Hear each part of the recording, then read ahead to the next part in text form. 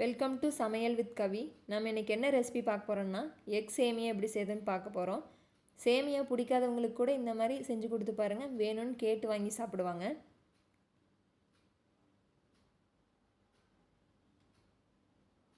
இப்போ இதுக்கு ஒரு பேக்கெட் அணில் சேமியா எடுத்திருக்கேன்.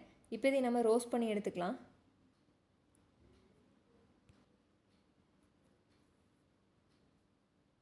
இப்போது ஒரு பேனில் சேமியா போட்டுக்கலாம். லோ ஃப்ளேமில் வச்சு மெதுவாக மிக்ஸ் பண்ணி விட்டுட்டே இருக்கலாம்.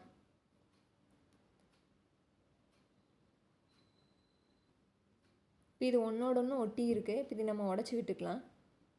இது ரொம்ப கலர் மாறணும்னு அவசியம் இல்லை, லைட்டாக கலர் மாறினா போதும். இந்தளவு கலர் மாறினா போதும். இப்போ இதை நம்ம பாயில் பண்ணி எடுத்துக்கலாம். அதுக்கு ஒரு பேனில் தண்ணி சேர்த்துக்கலாம்.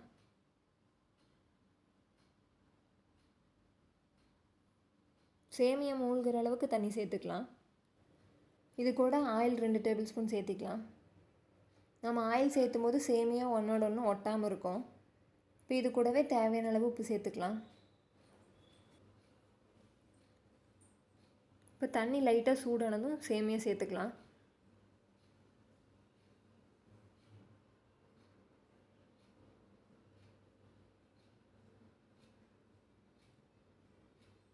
இப்போ இது நல்லா மிக்ஸ் பண்ணி விட்டுக்கலாம்.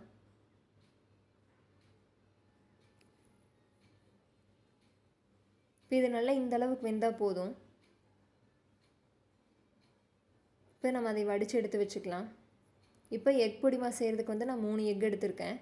இப்போ ஒரு பேனில் எண்ணெய் சேர்த்துக்கலாம். இப்போ எண்ணெய் நல்லா சூடானதும் இது கூட நம்ம எக்கு சேர்த்துக்கலாம்.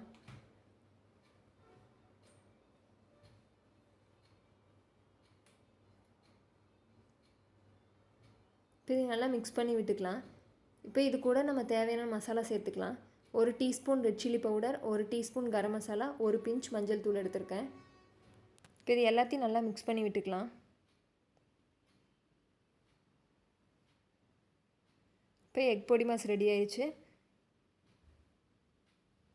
இப்போது ஒரு பேனில் எண்ணெய் சேர்த்துக்கலாம். இப்போ எண்ணெய் நல்லா சூடானதும் கடுகு 1/2 டீஸ்பூன் சேர்த்துக்கலாம்.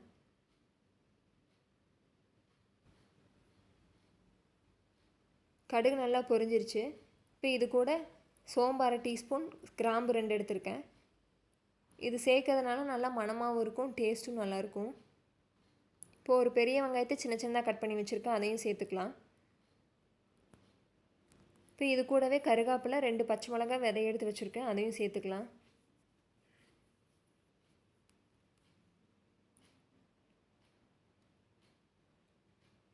இப்போ இதை நல்லா மிக்ஸ் பண்ணி விட்டுக்கலாம்.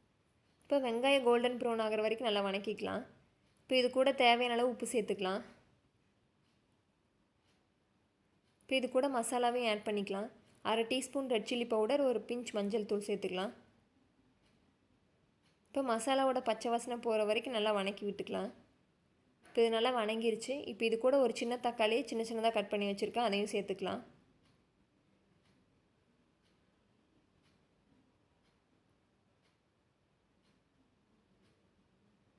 இப்போ தக்காளி நல்லா குக் ஆயிடுச்சு. இப்போ இது கூட நம்ம சேமியா சேர்த்துக்கலாம்.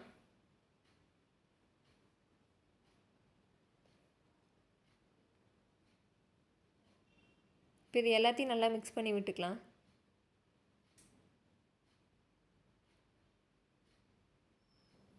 இப்போ இது நல்லா மிக்ஸ் பண்ணி விட்டாச்சு. நம்ம ஆல்ரெடி ரெடி பண்ணி வச்சுருந்த எக் பொடி மாஸ் இது கூட சேர்த்துக்கலாம்.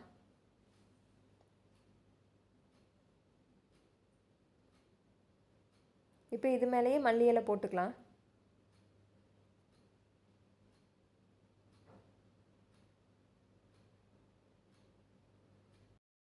இப்போ இது எல்லாத்தையும் நல்லா மிக்ஸ் பண்ணி விட்டுருங்க. அவ்வளோதான், டேஸ்ட்டான எக் சேமியா ரெடி ஆயிடுச்சு. நீங்களும் ட்ரை பண்ணி பாருங்கள், கண்டிப்பாக அந்த டேஸ்ட் உங்களுக்கு பிடிக்கும்.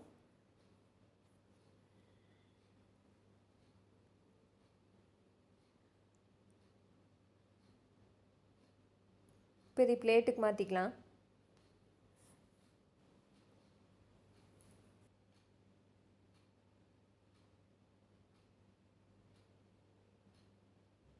உங்களுக்கு இந்த வீடியோ பிடிச்சிருந்துச்சின்னா மறக்காமல் சமையல் வித் கவி சேனலை சப்ஸ்கிரைப் பண்ணிடுங்க. அப்படியே பக்கத்தில் இருக்கிற பெல் ஐக்கானையும் கிளிக் பண்ணிடுங்க. அப்போ தான் தொடர்ந்து வீடியோஸ் வரும். தேங்க்யூ.